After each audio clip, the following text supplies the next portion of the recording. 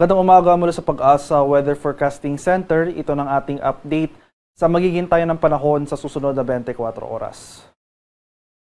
Para sa ating latest satellite images, makikita natin na sa kasalukuyan patuloy nga ang pag-iral ng habagat sa malaking bahagi ng ating bansa. So ito yung mga makakapal na kaulapan na ating nakikita dito sa ating satellite images ay ang epekto nga ng ating southwest monsoon. So patuloy ito magdudulot ng mga pag-ulan, mataas sa chance na mga kaulapan at mga pag-ulan dito sa Luzon, Visayas at northern portion ng Mindanao.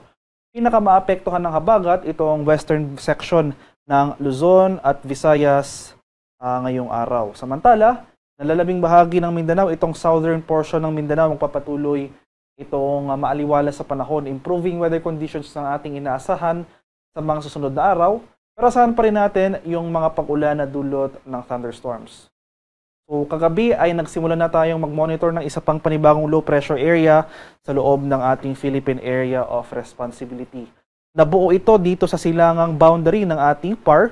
Latest location natin kaninang alas 3 ng umaga. Nasa layo ito ng 1,140 kilometers silangan ng southeastern Luzon. So analysis natin sa ngayon, malit pa yung chance na maging bagyo ito within the next 24 hours. At yung scenario natin patuloy yung generally northwestward or yung pahilagang kanlurang paggalaw, and then northward or pahilagang paggalaw nito. So northwestward sa mga susunod na araw, and then northward patungo sa northern boundary ng ating PAR. So yung scenario rin dito para sa ngayon, mananatiling malayo ito sa ating bansa at wala tayong inaasang direktang epekto sa ngayon.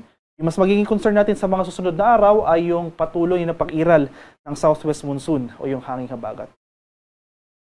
And as of 4:30 AM, ito yung ating mga latest heavy rainfall warning o yung mga color-coded na heavy rainfall warning issuances sa ating mga lokalidad. So, as of 4:30 AM nga, may nakataas tayong orange heavy rainfall warning over the northern portion ng Occidental Mindoro, kabilang na dyan ang Lubang Island. Samantala, yellow heavy rainfall warning naman ang nakataas dito sa central portion ng Occidental Mindoro, northern portion ng Palawan, itong western or itong southern portion ng Western Visayas area, pati na rin dito sa ilang bahagi ng Zambales at sa Bataan. So nangangahulugan kapag meron pa tayong color-coded na heavy rainfall warning sa ating lokalidad, asahan natin na magpapatuloy itong mga malalakas sa pag-ulan within the next 3 hours. Dulot pa rin yan ng southwest monsoon o yung habagat.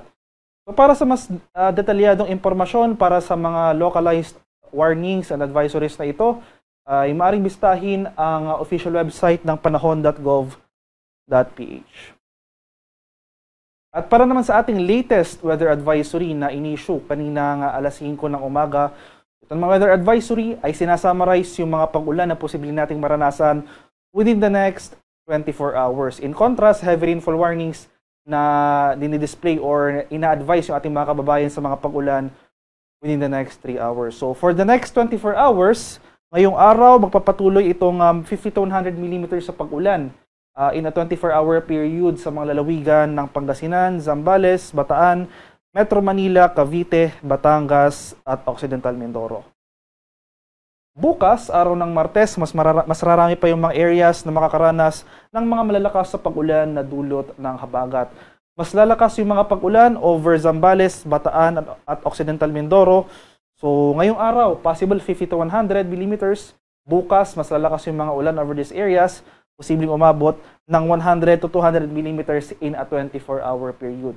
Samantala, 50 to 100 mm ng pag-ulan naman ang mararanasan dito sa Ilocos Sur, La Union, Pangasinan, Tarlac, Pampanga, Bulacan, Rizal, dito sa Metro Manila, Cavite, Batangas, Antique, Iloilo, Guimaras at Negros Occidental.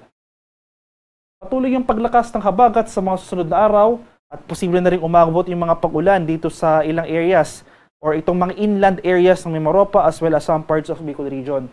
So magpapatuloy yung 100 to 200 mm ng pag-ulan over Zambales, Bataan, and Occidental Mindoro. Samantala, 50 to 100 mm of rainfall ang mararanasan over most of Ilocos region, Abra, Benguet, Tarlac, Pampanga, Bulacan, Metro Manila, Rizal, Laguna, Cavite, Batangas, Oriental Mindoro, sa bahagi ng Quezon, Marinduque, sa Masbate, Albay, Sorsogon, Camarines Sur, Aklan, at Antique. Kaya sa mga nabanggit ko pong lugar, Especially itong mga areas shaded by orange, asahan natin na sa mga susunod na araw, magpapatuloy yung mga pag-ulan na dulot ng habagat. Kaya patuloy po tayong maging handa at alerto sa mga banta ng pagbaha at pagguho ng lupa dahil inaasahan natin na tuloy-tuloy pa rin yung mga pag-ulan na ating mararanasan within the next 3 days.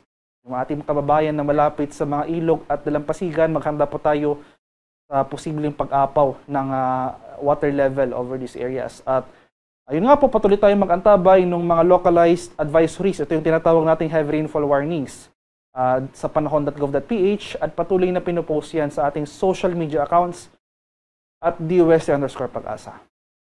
At para naman sa magiging lagay ng ating panahon ngayong araw dito sa Luzon, so itong area pa rin, itong western section ng Luzon, dahil sa patuloy na epekto ng habagat, itong mga rehiyon ng Ilocos Region, Zambales, Bataan, pati na rin dito sa area ng Benguet, Tarlac, Pampanga, Bulacan, dito sa Metro Manila, Cavite, Batangas, at Occidental Mindoro, as well as Oriental Mindoro. Asahan natin, ito yung mga areas na pinakamaapektuhan ng habagat ngayong araw. Patuloy rin yung mga kaulapan at pag-ulan na dulot ng habagat sa nalalabing bahagi ng Luzon. So sa mga lugar ko pong hindi nabanggit, asahan pa rin natin. Basta nasa Luzon tayo, magpapatuloy itong mga pag-ulan. At western section nga ng Luzon, inulit ko po, ito po yung mga areas na pinakamararanasan ang mga pag-ulan ngayong araw. Samantala, sa area ng Palawan, Visayas at sa Mindanao, ito ring area ng Palawan as well as buong Visayas, pati na rin itong western and central or itong northern portions ng Mindanao. So itong bahagi ng Zamboanga Peninsula at northern Mindanao, asahan pa rin natin itong maulap na kalangitan at mga kalat-kalat na pag-ulan, pagkulog at pagkilat ngayong araw. Sa kalagayan naman ng ating karagatan, as of 5 AM, wala na tayong nakataas na gale warning, pero gayon pa man, makakaranas pa rin tayo ng katamtaman ng kasamaalong karagatan sa malaking bahagi ng Luzon. Kaya iba yung pag-ingat pa rin sa ating mga kababayan na maglalayag over these areas. Haring araw sa Kamunilaan ay sisikat mamayang 5:37 ng umaga, lulubog naman mamaya sa ganap na 6:28 ng hapon. At para sa karagdagang impormasyon tungkol sa ulat panahon, lalong-lalo na sa mga heavy rainfall warnings, rainfall advisories, or thunderstorm advisories, so ito po yung mga localized advisories, ay maaring i-follow kami sa aming social media accounts at DUST_Pag-asa. Mag-subscribe mo rin kayo sa aming YouTube channel sa DUST Pag-asa Weather Report at palaging bisitahin ang aming official website sa pag-asa.dust.gov.ph. At yan lamang po ang latest mula dito sa Pag-asa Weather Forecasting Center. Magandang umaga sa ating lahat. Ako po si Dan Villamil Lagulat.